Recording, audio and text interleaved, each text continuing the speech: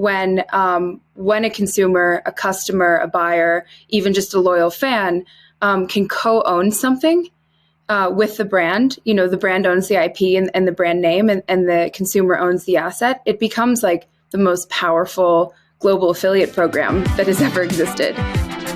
All right, everyone. Welcome back to another episode of Empire. Really excited to be joined by two special guests. We've got Camilla coming from Serotonin and Mojito. We've got Avery, president of Vayner3, a VaynerX company. Welcome, Camilla and Avery. Excited to have you guys here. So excited to be here. Thank you for having us.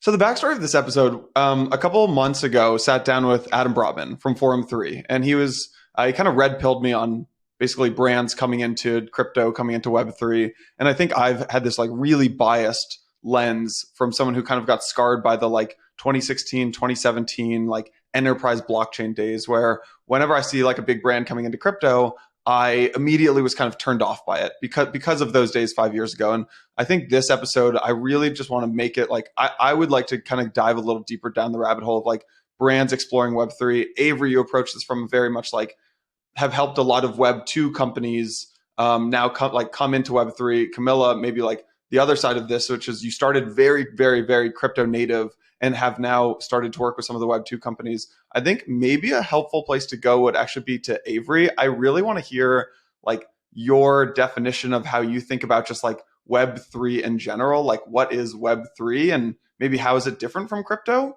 Because I'd just be very curious about how you think about that. And then we can go deeper into the rabbit hole. Amazing. So I'm really excited for this discussion. And even when we were talking about like what we should discuss here, I think Camilla and I have a little bit of different perspectives, sort of shades of the same like long-term ethos, but probably approaching this from two different ways. So for context, listeners, I run a company, which is a Web3 consultancy that's part of a large sort of enterprise agency. We do everything from Snapchat ads to Super Bowls to NFT programs and crypto advisory, all under sort of this VaynerX umbrella. And for the last 13 years, VaynerMedia, which is the core business within VaynerX, has been helping our client partners navigate ways to connect with their consumers. So we're obsessed with what matters to consumers and helping brands find relevance. And sometimes that means through a Web3 initiative. Sometimes that means through, an Instagram ad or a TikTok or, a new CRM strategy or an influencer program or a million other things. We created Vayner3 specifically to help advise our partners on Web3 and on this sort of next iteration of the internet.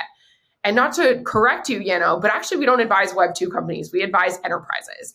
The vast majority of our company partners have been around for way before the internet. We talk about someone like a Johnny Walker or a Budweiser or a Pepsi. These were all founded in, the early 19th century.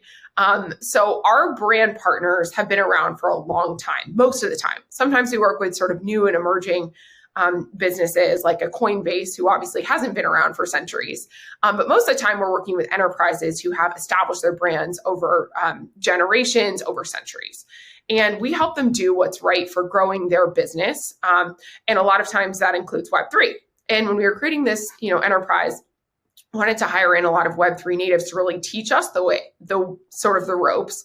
I come from being like an enterprise brand marketer, spent a lot of time at Target and at Google before joining Vayner on the brand side. And then, we work with some of the biggest companies in the world on their marketing initiatives, thinking like $100 million budgets, Super Bowl ads, really like full funnel capability building. And I got really interested in Web3 during the pandemic. I'd been investing in crypto for a long time, but very passively. Like I had a Coinbase, but I actually had lost the password for like multiple years. And then I found it. I had to like do the passport thing. And like, I was like, oh, wow, that's a nice surprise. Okay. Like, I guess I have something to start with as I got into NFTs. And I think the reason that, I was really interested in NFTs specifically, and of course, Gary Vaynerchuk was as well, is we really understand brand building and like how to build a community and how to build a business.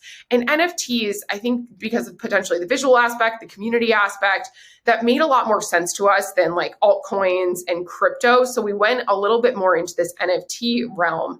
And of course, Gary launched the VFriends project in May of 2021, which was a huge learning experience for us. And we never like to sort of sell something that we haven't really been super hands-on with. And that gave us that understanding of, the Ethereum blockchain, how all this works, a lot of the technical testing that, you don't have if you're like an outsider or sort of like complete consultant. So very interested in NFTs. As we launched the company, a lot of our client partners were like, what are you all doing over here? We're interested in this. And they wanted to learn. I think the first thing people come to us and ask about is like, how do I learn about what this is and like why it matters? And at Vayner3, we take a more expansive sort of view on what Web3 is. We really see Web3 as the next era of connected consumer behavior on the internet. And I think there are a few things that sort of define this. First, being a digital first reality for consumers at that sort of confluence of cultural relevance and technology. Empowered by an ethos of co-creation, Web3 is creating this more immersive, personalized, and ownable internet. And I think probably this more expansive view is a little bit different than what some of the purists would say, because we think it includes blockchain, but it also includes advanced computing, and it also includes immersive realities. Because the more time people spend looking at what's actually driving, tens of millions of users into Roblox, it's the same thing that's driving people into NFTs. It's community, it's co-creation, and it's this sort of digital first reality. For us, we see a lot of these things kind of coming together instead of being sort of two parallel worlds. So that is how we define it at Vayner3, and that's kind of what we work on with our enterprise partners. Yeah, it's funny, but there's a lot in there. My background, as Yano said, is definitely, first of all, thrilled to be here, by the way. As they say, longtime listener, first time caller, and know both of you, from over the years. So really fun to get together and chat. My background coming up through the Web3 world and that meaning sort of one of my first forays, I think it was actually one of the same moments, that you and I, through Amanda Cassay, got really red-pilled into the industry. But it was working initially for a company called Consensus, where we helped bring to market some of the core Ethereum tooling and grow, MetaMask's first million users and some of the tools. And it was the same era where, the application layer hadn't really been developed for blockchain yet. And there's this amazing use case that could unlock things, but no one really knew, what that would be and where would be sort of the killer application for mainstream understanding, not to mention adoption. And the first thing really was currency, but people didn't really necessarily care to own their currency outside of, the use case in developing nations and remittances. And so then when NFTs came around and big brands started to embrace the space, and even some of the crypto native, Web3 native brands that have been built in this space, what you can do when you actually own a digital thing for kind of the first time ever, which is what blockchain allows, gets really exciting for global brands. Because as Avery was saying, it just sort of changes the relationship between brand and consumer in a whole new, like kind of reimagining the DTC direct-to-consumer playbook. When a consumer, a customer, a buyer, even just a loyal fan can co-own something with the brand, the brand owns the IP and the brand name, and the consumer owns the asset, it becomes like the most powerful global affiliate program that has ever existed, because you have this sort of network of like influencers that are also owners and able to sort of, benefit in whatever the upside of them owning that asset is, whether it's taking it with them across the internet, potential, speculative value. I think we're moving a ways away from that, the ability to collaborate more directly. And so for your definition of Web3, I totally agree with it. And sometimes it kind of gets leaked in with people's definition of the metaverse these days, which I think, as you were saying, Avery, is like a totally different thing. Like there's a great Harvard Business School podcast about the metaverse, and they don't even mention Web3 once, because it really is just the combination of your digital life together in a more immersive way, where the platform walls kind of come down. But what Web3 is like that ownership layer to the metaverse, and therefore that sort of interoperable layer that sits across all of it. Okay, so I want to make sure. So really, really good intros there. I'd say one thing that I want to make sure we do with this conversation is like, I think there are a lot of case studies that you read or like Twitter threads, and it's like NFTs allow you to own. We're moving to an ownership economy. We're moving to like this like digital first world, and I want to make sure we get like a little more hands on than that. And so, Avery, one thing I'd ask you is, my conversation with Adam. One of my takeaways was, all right, these are basically just loyalty programs on steroids. This is just like a 10x better loyalty program. Camilla, you just mentioned like affiliate programs. Like this is basically just like a super powered affiliate program. Avery, maybe I'd ask you to dig into, in your conversations with brands, like why are they considering this strategy? Is it to reach a younger user base? Is it to try to go more digitally native? Is it like, look, let's just test this out and like see what kind of happens here? I'd love to hear, maybe like take us into these conversations a little bit. Yeah. So I think the motivating factor, and I'll say the motivating factor in 2021 was like, okay, I want to do something that gets headlines, or I want to do something that I can monetize. The motivating factor in 2023 is much more, I want to be connected to the next generation of consumers, and I want to understand this technology and how I can potentially participate and how I can understand like where this is going. Future of the internet is like incredibly important. And I think from a, like everything that you read in any consumer study is like digital first reality matters more and more. Like kids today want Robux instead of like physical toys. Like digital first reality is here, and it's like certainly here for Gen Alpha. Web3, I think, is sort of the culmination of all of that. And probably a contrary point to Camilla, I don't think it's all only on blockchain. I think we're going to see some centralized entities play in this space as well, because there's a lot of barriers when we're only like limiting ourselves just to blockchain. And I think blockchain will be a huge part of it. And I think it's super important, but it's not all of it from our perspective. What interests brands though is consumers are here, younger consumers are here, and the internet has like fundamentally changed a lot of their businesses like many times over the past 20 years. And they realize like, okay, great. If this next iteration of the internet, I need to be prepared. So many major CPG companies, financial services companies were really caught off, entertainment companies were really caught off guard by the massive changes that social media, at first like websites and then social media enabled. So they're like, okay, I need to understand this. I think a lot of them are really looking at this as like almost an insurance policy to make sure that they're connected with that next generation of consumers. I think where brands in 2023 are looking is they want to make sure they don't get left behind. They want to understand like where consumers are engaging, how they want to engage, and they want to sort of build with them.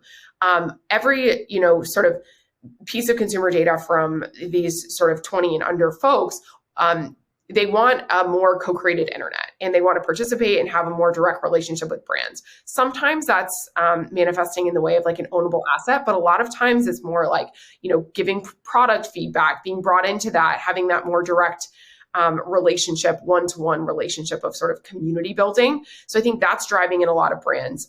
The second part that I think is important is how they create new business models.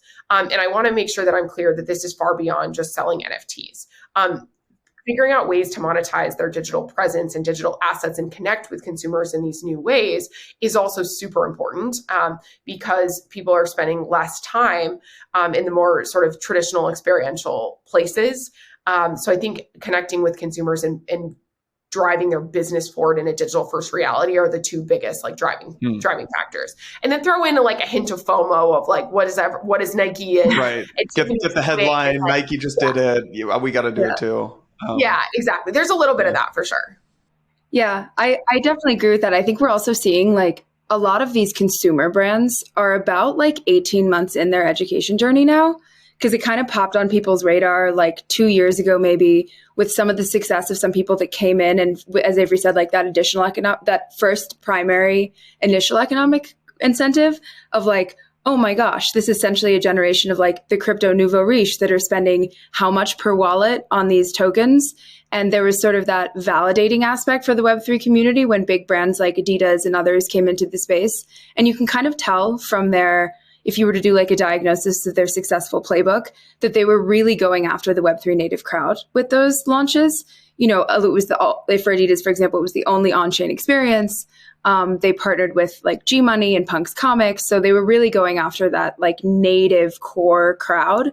And I think now with the maturity of education and doing some experimental projects, as Avery mentioned, that they've done, like dipped a toe in, maybe launched a project, maybe it's a free claimable, like they kind of get it a little bit more now. And so I think the two biggest examples of what we'll see in the next couple of years are like Nike and Starbucks, where they're not just selling NFT products, they're building a Web3 enabled consumer community platform.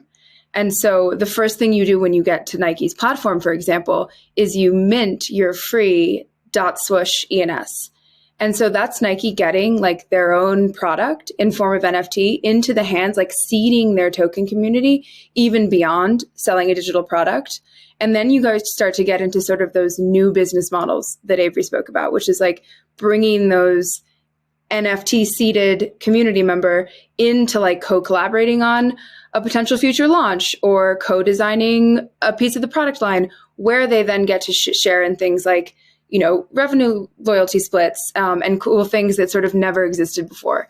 And so that's after years of like Nike and Starbucks really, really exploring this technology, playing with it, understanding what it looks like. And I think a lot more brands that have sort of dipped a toe in, that we'll see a lot of, you know, still newcomers, but also return brands that really get it now and get what this can be other than just a new digital product line. Although that's still going to be very important, but there's so much more you can do with it. Yeah, I agree with that. I think what I would probably like build is Nike and Starbucks are two of like the biggest and like most loved consumer brands. Like there are very few consumer brands that like you're going to download an app to have on your phone, and Nike and Starbucks are those, right? Like you're not going to do that for your like favorite like sparkling water brands. That's just like isn't real, right? Yeah, exactly. San Pellegrino. Santa's got his San Pellegrino mobile. They just got the bubbles right. Exactly. I'm a huge sparkling, like I'm a massive sparkling water consumer, and I wouldn't download an app for that, right? But I think that for some really top tier brands, that's going to be a reality. But for a lot of them, and you all remember, or many of your listeners might remember, the boom of like when every company had to have an app, and like then there was like an app for like every little thing. That's like, this is the hair scrunchie app, and then it kind of was like, why does everyone need an app? I think the sort of participation is probably going to be more likely for like the vast majority of brands is participating in an environment where people are already spending their time. One of the biggest, challenges I think we have with these like on-chain experiences is a small group of like Web3 native power users that isn't really growing very quickly. So if you're a brand who's trying to reach billions of people, you need to develop experiences that billions of people can actually participate in. And while I think there was like a lot of early success, including a lot of the work that we did with different brands in sort of targeting these Web3 native communities, I don't think that that's going to be the method that most brands sort of lean into in the future. Outside of like luxury and scarcity, like that can make sense. And like there is that crypto nouveau riche crowd, and there are a few 100,000 of them. So it could be interesting for sort of small pilots. I think the future will far more be in the direction of building something that, you know, millions of users can experience simultaneously and can enjoy. I think Nike's done a great job with .swoosh, but they've also done a great job with Nike Land in Roblox, where they've had, 100 million users, which is just like a scale that would be unfathomable for something like .swoosh at this stage. So I think sort of seeing those strategies as one is kind of interesting to think about how they're appealing to this sort of younger generation of consumers in immersive digital experiences and digital products, as they also build this sort of Web3 native experience, which is aimed at people who are either crypto native or who are open to being sort of onboarded through Nike's .swoosh identity product. Yeah. And, I know Avery and I are just mainly playing ping pong if you have another question, but to that point, actually, and this is what I would love to maybe dive into now or at a later point when we get into more of the tech side. But I think that's actually where we sometimes differ in our opinions, is that I actually do think ownership really matters of these assets. And so the blockchain element is crucial. While like the consumer behavior and the billions, 3 billion and 5 billion respectively for like for Roblox and Fortnite, it's very real, the consumer habits there. And that generation just kind of gets like having a digital thing, but they don't own that, right? That's in a walled garden within the platform, and they can't really take it with them anywhere they go. And so I agree, Nike's and Starbucks is one of the biggest loyalty programs in the world already that they're able to weave Web3 into, and Nike as a beloved consumer brand. But I think that this model actually unlocks the whole like 1,000 true fans model. And I don't think that we will need to download an app for every brand that we engage with. Maybe if it's a more dynamic consumer community platform like Nike's building, for sure, because there's other experiences there.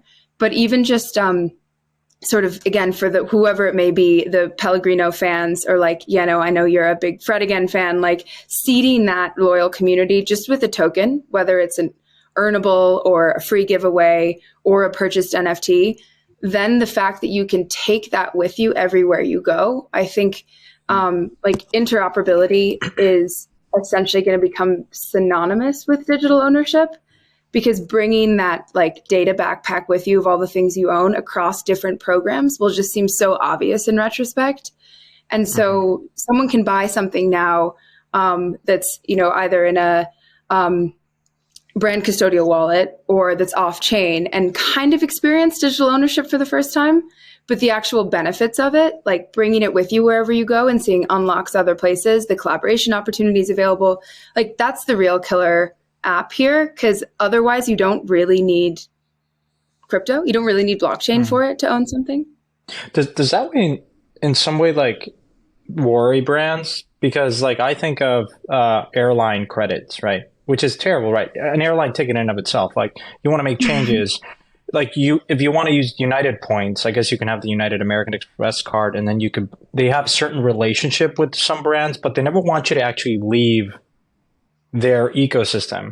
And when you talk about portability, like I agree with you from a consumer standpoint, we would all love for our points to be redeemable everywhere, anywhere, but that's not the case. And so I'm curious in these conversations with brands, like, do they see this as a threat where as soon as you open the consumer's eyes to this ownership and portability, does that somehow worry them, or do they just accept existing model? Exactly. Yeah. That's what I'm trying to get at.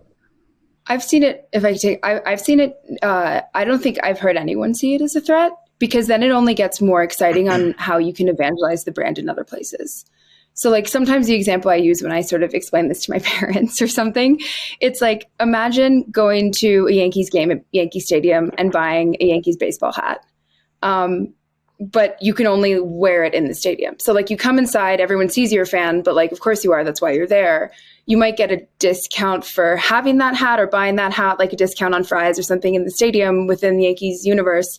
But you can't like wear it when you go travel to Nairobi and get that, other Yankees fan, oh my gosh, you're also a Yankees fan connection, that you bring it to another place with you when you go there. Or like, let's say Chipotle is having a free burrito to anyone that walks into their store with a Yankees hat, because they love Yankees fans and they love the Yankees.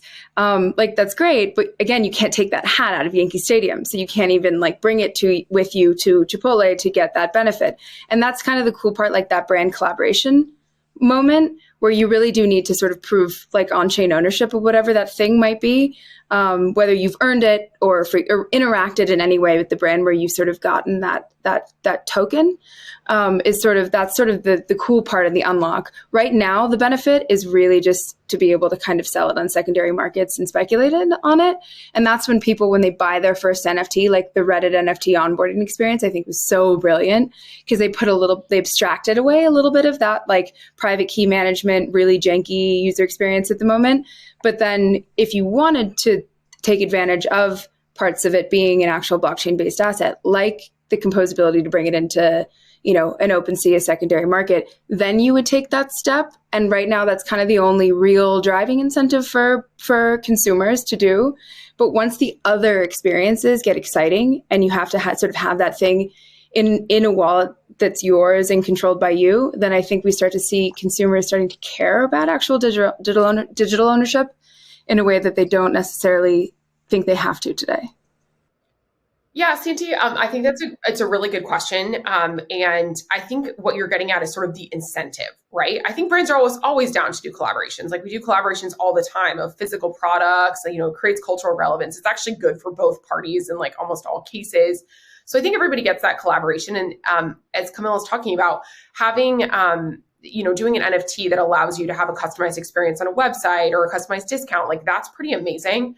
And I think in the future, that's really interesting, but these are very theoretical use cases right now.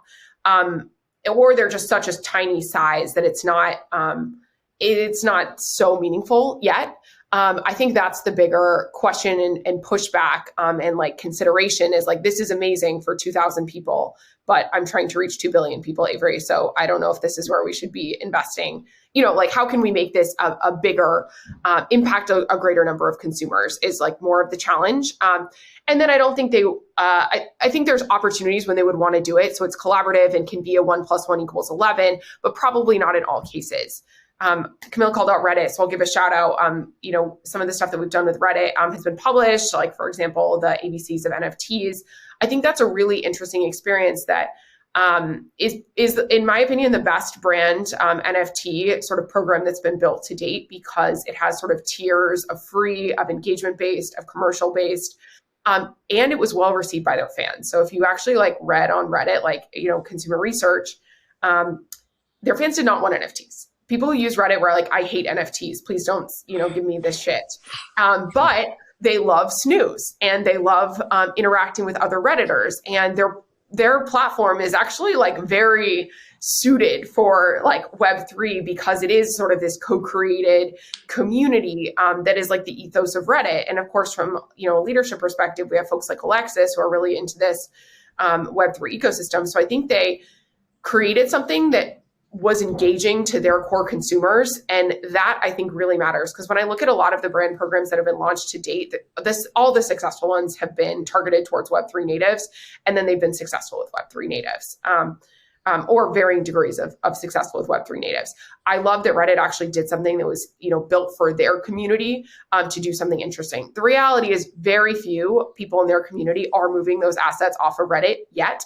But to Camilla's point, they're building something where they can do that in the future. And I think that is really interesting, because they're doing something that's interesting for their consumers today while building this opportunity to move into interesting things in the future. So look out for more potential collaborations and stuff there, because I think Reddit's doing a lot of things right. I guess for brands listening, I'd love if you could share more of the findings, in terms of engagement, retention. I mean, these are things that every brand cares about. Lifetime value of the customer. Did it meaningfully increase, or what were some of the other kind of metrics that the Reddit team or the pilot kind of showed? I don't think that they've shared any of that data publicly, at least that I've seen, outside of the number of unique wallets created, which anyone can see because it's on Polygon. I think it's over 6 million at this point. Reddit created 6 million new wallets? Yeah. Wow, that's nuts. Yeah, which is amazing. The one thing I'll say, though, I think there's about 3 million wallets created on OpenSea at the moment. So to think about the scale of that is really awesome. There were 6 million Redditors who opened a crypto wallet or a web. I will say they might not have known they were doing that. It's a custodial situation. If you go through the user flow, really interesting. You'll see that it's not marketed as creating a wallet. Huh. It's a great Trojan horse strategy. Yeah, exactly. And I think that's kind of my point, right? And even 6 million, by the way, if you look at the total number of Redditors, I think it's 100 million. So it's still a pretty small percentage. We need to fact check that, but it's a lot of millions. I want to say triple digit millions. But these people are actually engaging with Reddit in this new way, which then they can move off platform if they'd like to do that. Though the number of people moving it off platform is actually very, very small. Right now, it could be larger in the future. And I think that's a really smart strategy for brands. Another one I'd give a shout out to is DraftKings. DraftKings also, I think, has done kind of a similar playbook where they created an experience within their own sort of existing DraftKings ecosystem. Again, they have signed in people. It's literally a sports betting platform. So there's a lot in common with people who might be interested in the NFT ecosystem and world. And they've tested a bunch of different things, from Rainmakers, which is a whole program they did, to their marketplace. And they've also made it really easy for their community to participate in a way that feels native to DraftKings users, which I love. Hey everyone, quick break from Empire to tell you about another Blockworks channel that I know you're gonna love. I've been in crypto full time for 5 years and have always struggled with one thing, which is keeping up with the next big trend. As soon as I wrap my head around MEV, we're on to app chains. As soon as I wrap my head around app chains, we're on to liquid staking derivatives. I'm sure you've been there. Blockworks Research has solved that problem for me. Our team puts research, data, governance, proposal updates, models, and more into one really easy to use platform so I can always stay ahead of the curve. If I don't understand something, for example, I just pull up the platform, I can search for an L1, I can search for a protocol, pull up the platform at blockworksresearch.com, I search the term, there's always an amazing amount of insight in a really consumable way. Right now, you can subscribe to the platform. It's $2,500 a year or $900 a quarter. Hopefully, you can make more than $208 a month by using the platform. If you can't, you're probably in the wrong business. But if you're not ready to subscribe to the platform today, you can subscribe to the research team's free newsletter. You can follow their Twitter handles today. Links in the show notes. Trust me, once you do that, you're going to want to subscribe to the platform. If you are ready to subscribe right now, I got you guys with a little hookup. Empire listeners get a 10% discount for the first 50 people who use the code EMPIRE10. Got your back. Check out the links in the description to find out more. Now, let's get back to the show. Avery, can you just walk us through a couple of the examples? And then, Camilla, I want to ask a similar question to you, actually. But like the thing, like what are brands actually, when you kind of list out, like a brand comes to you, they're like, Avery, we want to build a Web3 strategy. And you're like, okay, let's do it. And they're like, okay, well, what can we do? And like, I guess the things that come to mind for me are like loyalty programs, asset-backed tokens. Like you can buy this, and I think I just saw Louis Vuitton did this today. Connect a wallet across, like, you go to like Swoosh, and you can like connect a wallet. Like brand hosted secondary marketplaces. Like, what is your kind of like menu of options that you give to the brand, and how do you think about those?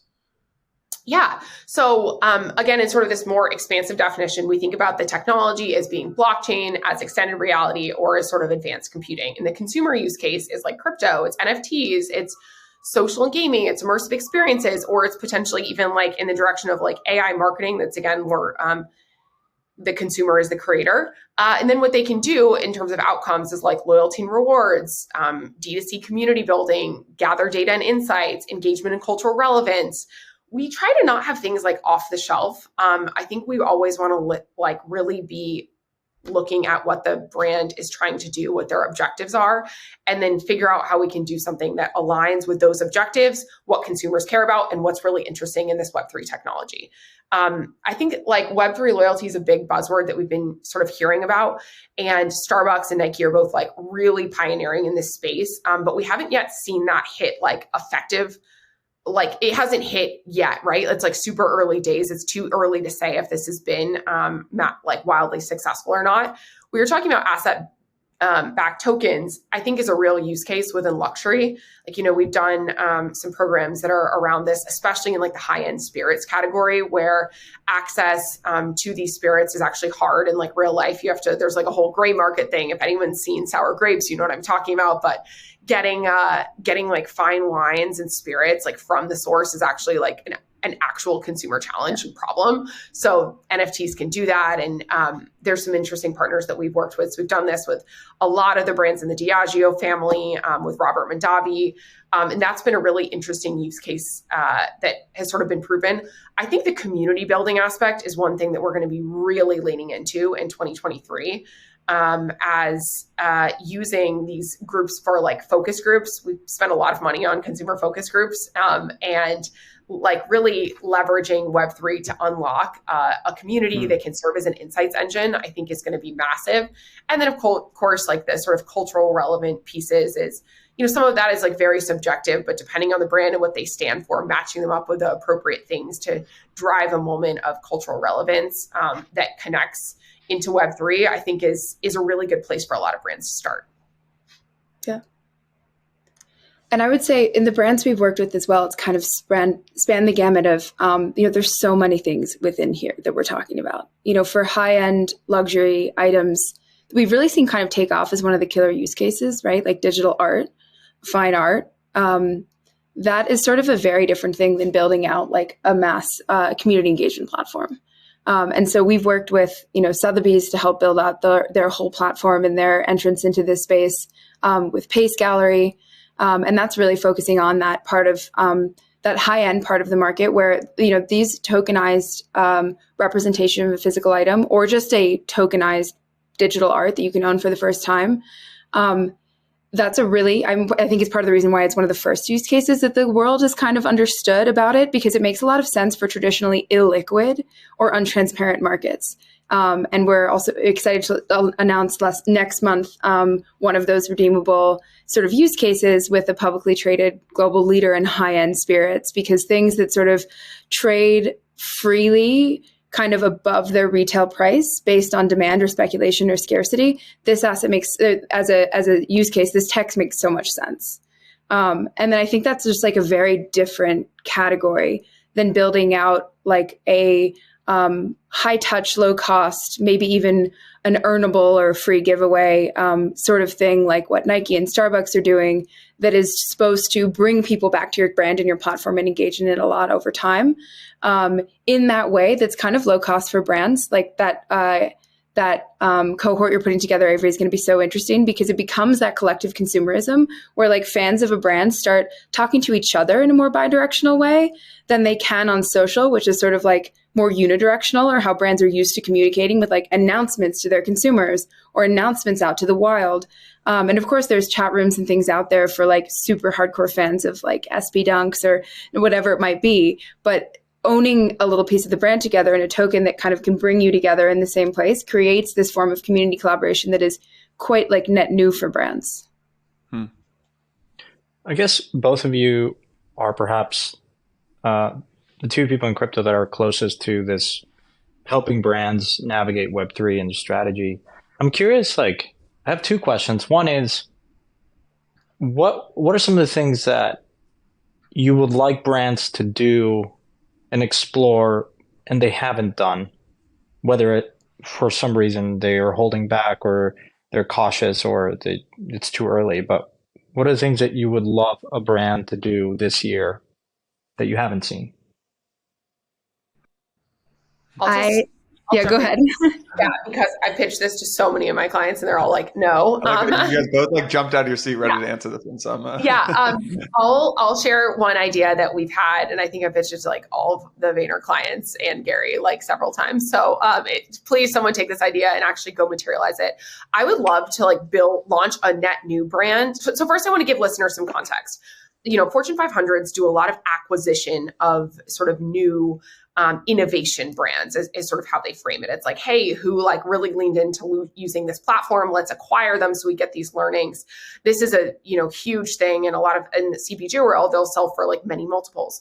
So I think it'd be pretty amazing instead of like buying someone who's already doing it, we actually launch a new innovation brand internally at a big company that is sort of based on Web3 from the beginning. So let's just say it could be a sparkling water brand, right? We've been talking about sparkling water.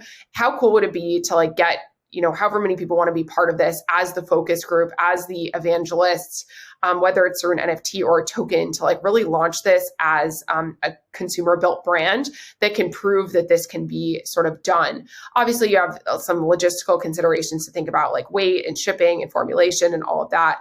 But I think that a lot of the next sort of unicorn or next biggest brands will be built through this ethos of co-creation. And I would love to see a Fortune 500 go and like actually spend a couple $1 million to actually go and develop and launch one of these in their own ecosystem. The reason why this hasn't happened, besides the fact that it's very early and it's a very speculative use case, it certainly hasn't been proven yet. I think there's a lot of apprehension around regulation. And I think that is holding back a lot of publicly traded companies from making a move into this space in a way that could be perceived as commercial. That's why a lot of our brand partners do things for free. They don't take any royalties because there's still a lack of clarity around this regulation, that if you're a big target, you've just got to be a lot more careful than if you're a small startup who has a great idea. So I think that's the reason that it hasn't happened yet, but I am hoping we can make it happen this year. And I want to add that I think that's a very legitimate concern, and I completely understand that perspective. Like, it's not worth it to, make $2 million and lose 40 in a fine because, the SEC wants to make an example out of someone. Yeah. And I mean, from the tech perspective, at least, a lot of that depends on what the product is, what you're promising, what the market for it is. But certainly for us on the Mojito side, in building out, we have sort of our fully on-chain offering, and then we also have sort of a semi-custodial wallet solution for new buyers. And so in short, depending on the brand's internal sort of setup and legal qualification, we have sort of a license from the creator to sell an NFT on the customer's behalf. And so to handle those fiat payments, those OFAC checks, the sanction checks, the tax calculating and filing, et cetera. So like all of those details that are becoming increasingly important as brands enter, I think, and we'll see more and more folks paying attention to that over time, regardless of what they're bringing into the market, if it has any value at all.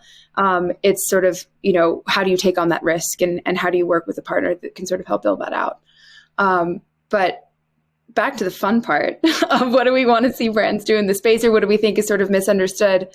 I'm going to start sort of, I guess, two things. One is, it blows my mind that we don't see more brands owning their own branded secondary market. A lot of brands have focused on how do they get that initial NFT into the hands of their consumer, whether it's, again, free or an auction or an item for purchase. It's sort of a lot of emphasis on seeding that NFT, that token product, into the hands of their community, whether it's Web3 native or new. And I think, this is the direct-to-consumer revolution that this tech offers. Why not own that entire experience for your customer and that secondary market, and then offer the trustworthiness, the community interaction, be able to display your product however it should be seen, even on a peer-to-peer secondary market. I mean, we all, I think, spend, at least have spent some hours on OpenSea in these marketplaces where it's sort of the everything store, where in one place you're looking at, real estate, physical real estate, metaverse real estate, gaming assets, amazing digital art pieces, collectible and consumables, like all redeemables, all these things in one place. So brands really owning that full experience. And then by owning the secondary, you can own sort of everything that comes next, which is like those gates. What do you put behind it? Is it an exclusive content? Is it an exclusive e-commerce experience? Is it an interaction forum with each other, and sort of get away again from the third-party channels of like Discord and Telegram, where a lot of these brands flocked initially? And so thinking of it more as like your Web3 home base, with that initial mint moment, branded secondary, which I think we're going to see a lot more of in the future. And then how do you bring your consumer into that like collaboration element, which is what this tech really offers. And I think just to make sure I get it, like, so I went to the Porsche website when they did their mint, and it was like nft.porsche.com, and it was kind of astonishing to me. The call to action was go over to OpenSea. Yeah. So what you're saying is like you should keep them on the Porsche website, is what you're saying? Of course, because then they can also offer 0% platform fees. Like they don't see any of the secondary marketplace platform fees. Their consumers get hurt by that because they have to pay that. I think it was largely unsuccessful launch. I mean, Jason, you're not going to go to Craigslist to buy a Porsche GT3.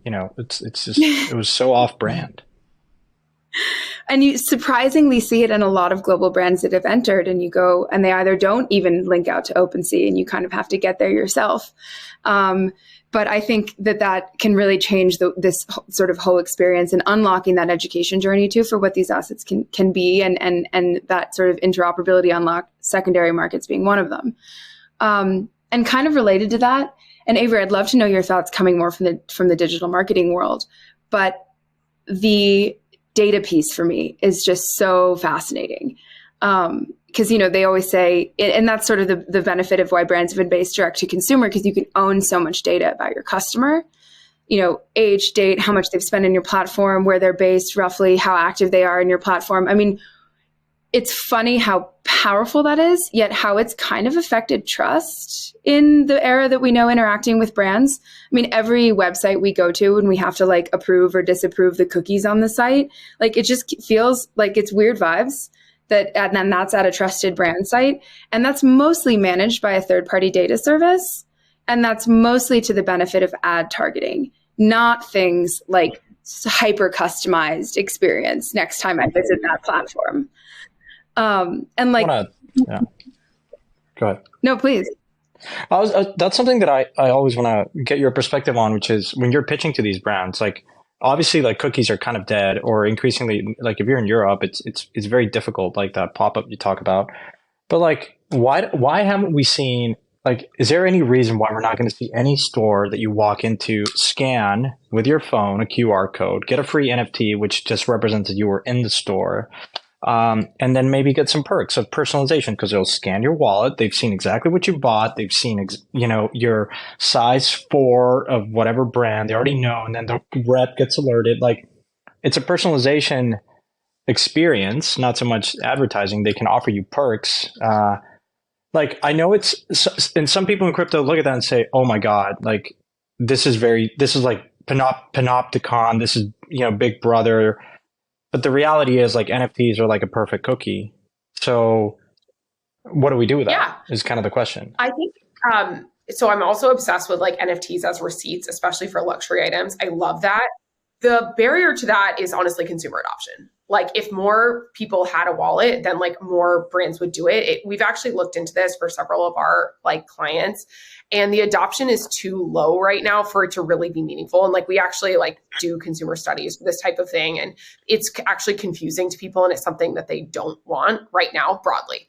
I think that has the opportunity to change, like especially through more light touch things, whether it's a badge or a POAP or something like that. That's a little bit more of like an easier onboarding. But I think the biggest barrier to what you just talked about is the total number of wallets who are active, or people who think that, you know, especially when you get into like demographics beyond crypto bros, it's a pretty small number of people who are like, yes, that seems like something I would want to do right now when I'm at a store shopping for something. Of course, I'm very bullish on this, and I think it'll happen, but we have to do it in such a way that consumers actually want that and they think it's a positive experience. Because right now, you know, I worked at Google, and like I remember in 2014 we were already like, oh, the cookie is dead. Like why? Like this was like a super imperfect form of measurement. And NFTs, I think that's one of the biggest unlocks, is a better understanding of your consumer and what they're doing across the internet. Of course, this has to be something that they get a benefit out of too. It has to be mutually beneficial. It can't just be like, here's this brand like snooping on all of your digital behavior. There has to be some like perk to it for the consumer. But in order for brands to like invest in developing these out at like scale, there also has to be consumer adoption, consumer interest. They have to be getting something out of it that's like desirable, because the current ecosystem isn't that easy for normal consumers to sort of participate in or see value in. Yeah, yet. And I actually think that's where we're also headed. Like I think these like brands doing free NFT giveaways, or having it be like a POAP or tied to a purchase in some way, is so brilliant, because brands don't really understand the Web3 data set fully yet, where they're used to the data they know. But in Web3, you can see, in theory, like all of that wallet spending habits across platform, all their brand affinities, how active it is, how old it is, how new it is, anything else it does, and maintain anonymity of the actual user itself in a cool way. And so far, all those cookies and a lot of that brand data, it's really mostly used for ad sales and targeting, which like the brand, I guess, benefits financially from, but doesn't like love. It's not, and even with digital platforms across Twitter and Instagram, like that digital followership, again, is mostly monetized through ad sales and ad revenue. But when consumers, sort of that NFT becomes cookies, as you said, Santi, like brands can then actually bring value back to the consumer in that customized experience, or by offering gated benefits, you know, gated access, gated discounts, whatever it might look like. Then you can actually sort of use that data in a way that like it feels much more genuine to the brand and way stickier and beneficial for the consumer. And it's the classic, like it's cheaper to retain your most loyal customers than it is to get new ones. And so you can actually use this as a way to sort of, with a, like, you know, it has to be managed and teams have to be set up to really do this, but in a way that's actually pretty low cost for the brand to offer that customized experience, versus what they're doing today with sort of the cookie thing. Can we get into a little bit about the tech stack? Like, I'm just curious. I know, Camilla, you all have obviously Mojito, which helps to do this. So I'm assuming one of your answers, Camilla, is like is obviously to use Mojito, but I'm also curious to get your take on like EVM chains versus non-EVM and stuff like that. Maybe Avery, I'll go to you to start here, and then Camilla, we can go to you. Is like, what is the tech stack people are using here? Like, what are the brands, and like maybe a good time to plug like startups you've enjoyed working with? I'm just super curious, like who's working in this space and who do you like working with so far here? For sure. So we work with a ton of different firms. Like Vayner doesn't have any in-house technology that we sell to our clients, and that's sort of by design and intentional, because we want to be unbiased consultants who can recommend the right thing for the right partner. And like there isn't just one sort of size fits all from our perspective. So I'll start with, I'll I'll start with, let's talk about the chains first. I think broadly, a lot of chains are being very active in their business development efforts for enterprises. And we talked a lot about brands, and, at Vayner, we do work with a lot of brands, mostly Fortune 500, but we also work with like associations and talent and these like sometimes governments, other groups that are like also pretty large scale. Chains have really surprised me in their business development efforts over the past, I'd say like last 12 months, with being really active in terms of incentivizing some of these enterprises to adopt their chains. Almost everything we've done has been on Ethereum or an EVM compatible option, but I think there are some like real plays that other companies are making. We've done stuff with Dapper, we've done stuff with Dapper with Flow, and Solana as well. So those are kind of like where we're focused. I think that EVM is broadly makes sense for almost everyone, but there might be specific use cases. For example, we're working on something with the NFL and Bud Light. NFL already had their audience on Flow, so it just made sense for us to design this Pick'em program, which was like very, very successful, to be on Flow. And we worked with a developer partner there who kind of helped build the experience and the game mechanics.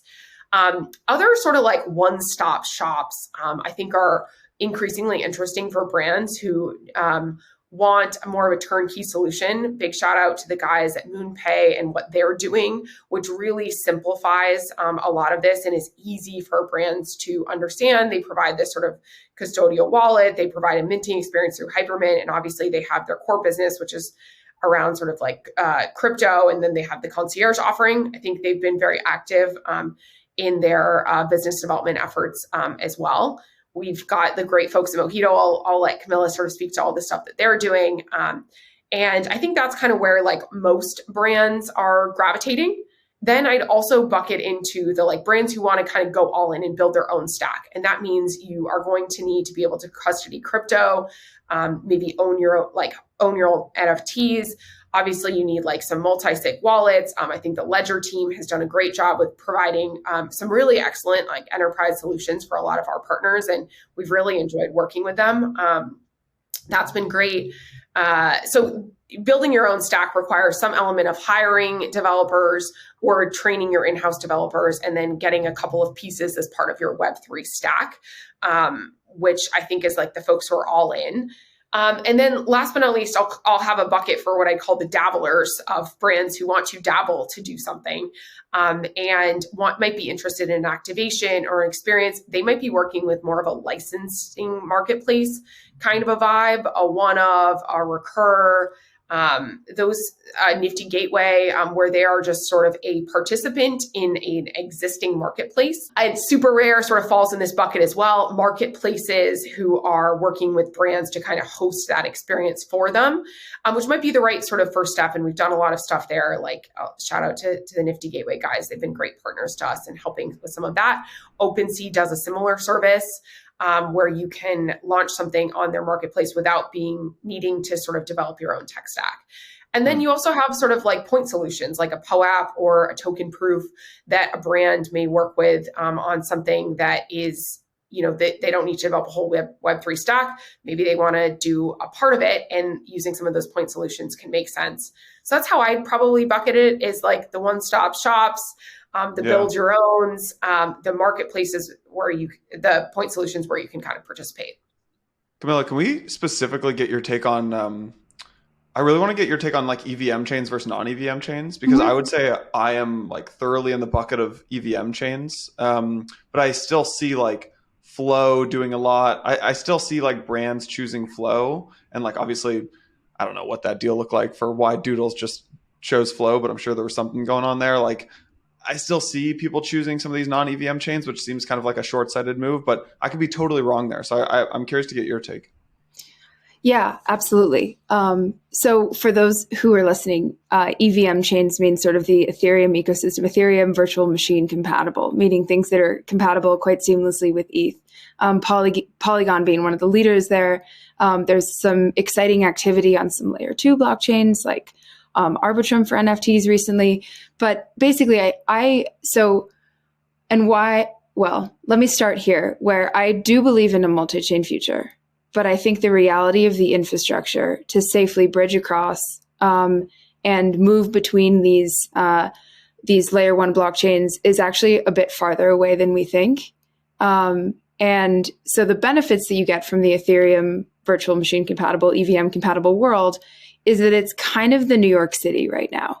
It definitely has, and I love looking at the data of like when we talk about this and we talk about how big is the user base we're actually talking about. And even just for the last month of January, we just pulled all of this for our very data heavy newsletter that's coming out. But even for the month of January, there's, 430 year-to-date wallets, active wallets, interacting with NFTs on Ethereum. So that's like a little less than 500,000.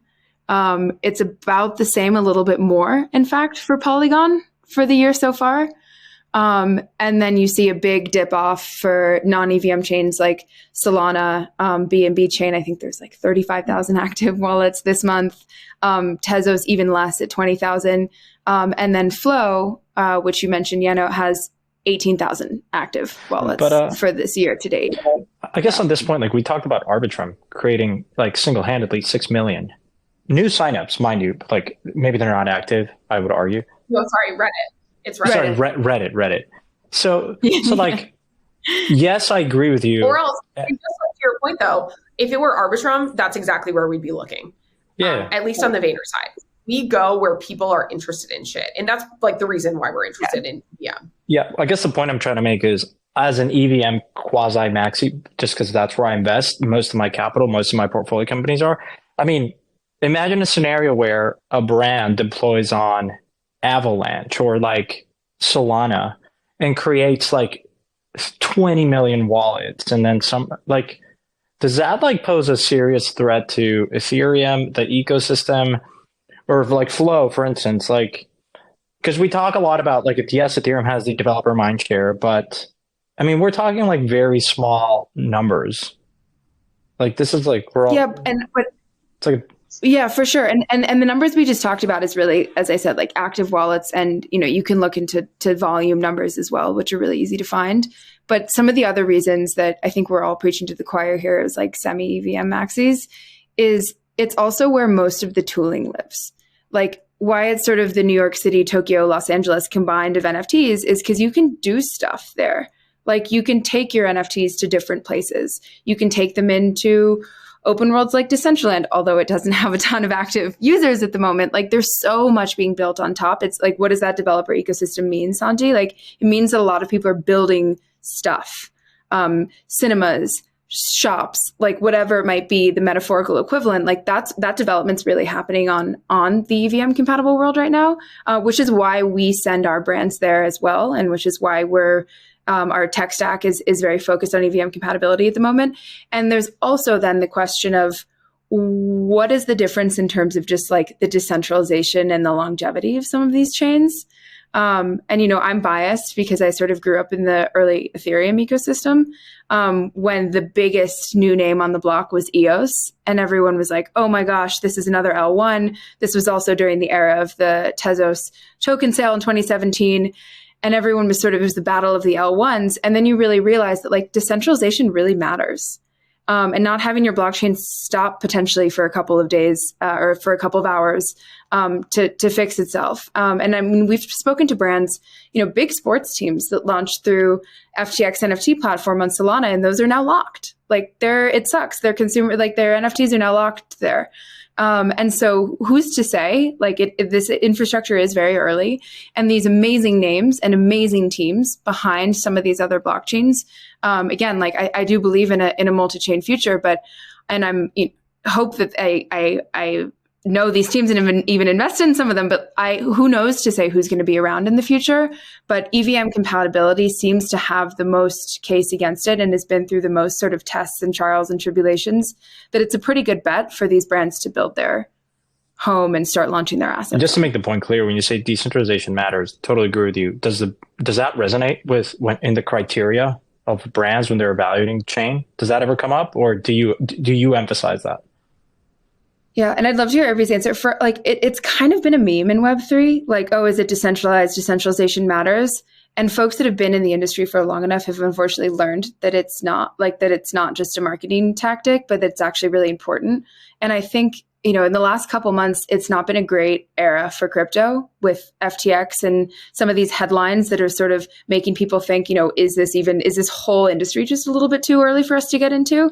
And so I think like with moments like FTX, it has nothing intrinsically to do with crypto or blockchain, but does have to do with custody and ownership. I think they're starting to realize that these are important topics, but it's still in that early phase of education about them.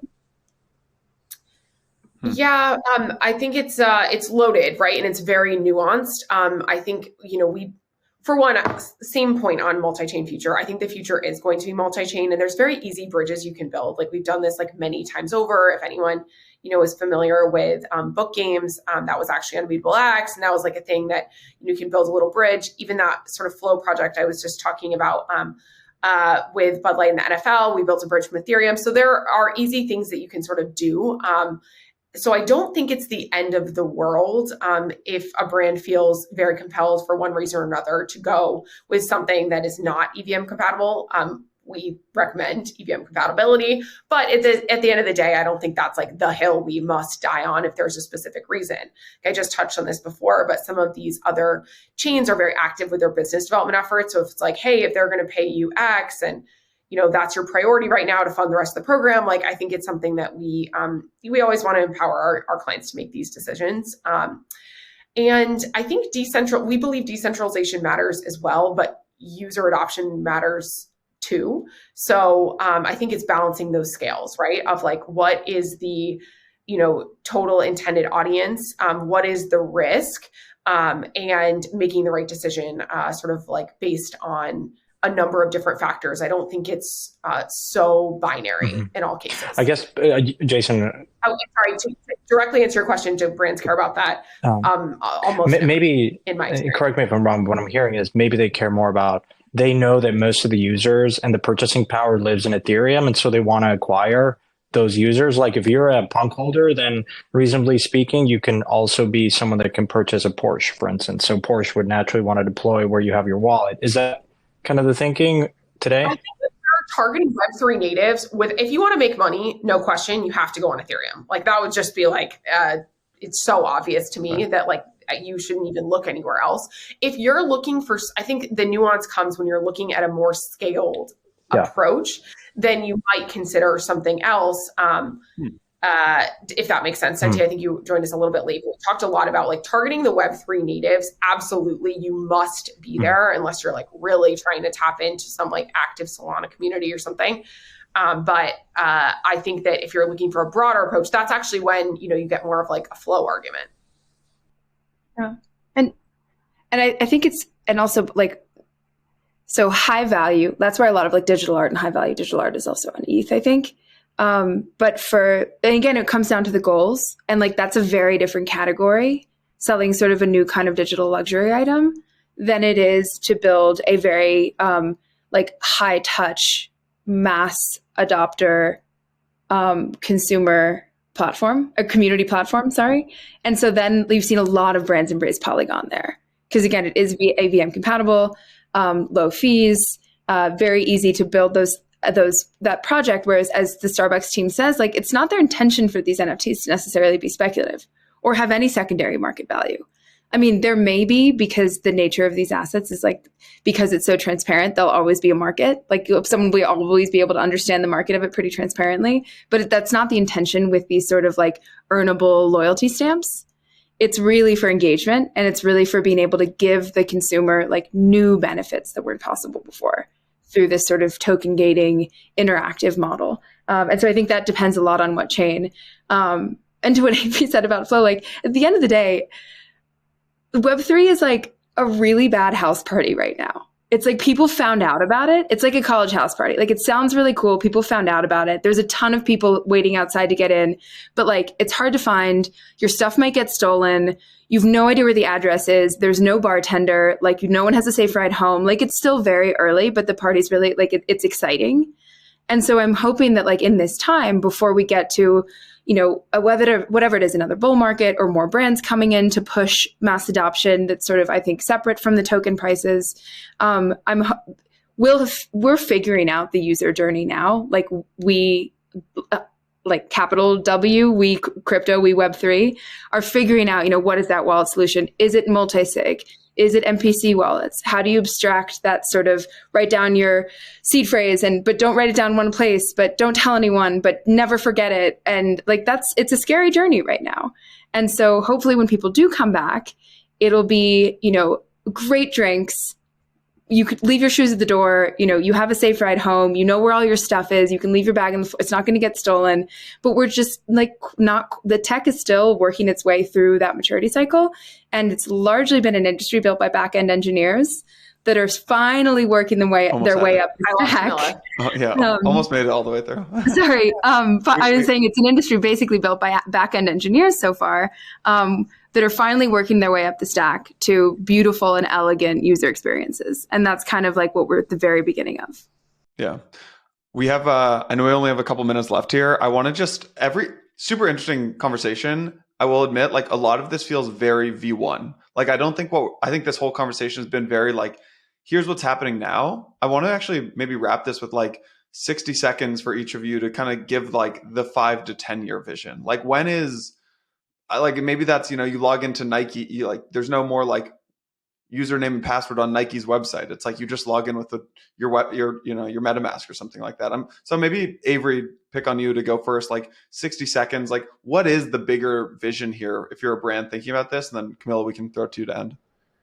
I think the bigger vision is this co-created internet where users are empowered to vote on decisions, to give their inputs in a way that is unprecedented. And this is going to allow a new internet that is more personalized, that is more generative, that is more ownable, and thus is going to create this new relationship between what consumers love and them, right? So whether that's a brand or that's a band or that is a person that they're a fan of, I think this allows this whole like new generation of connectivity that is all driven by this sort of ethos of wanting to co-create the next version of the internet together.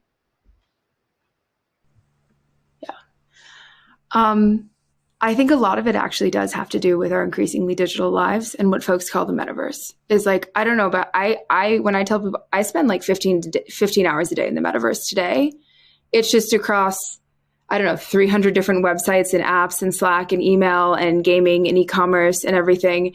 And it's a terrible experience. It's all text-based. And more importantly, like nothing in it I own yet. I don't own any of that.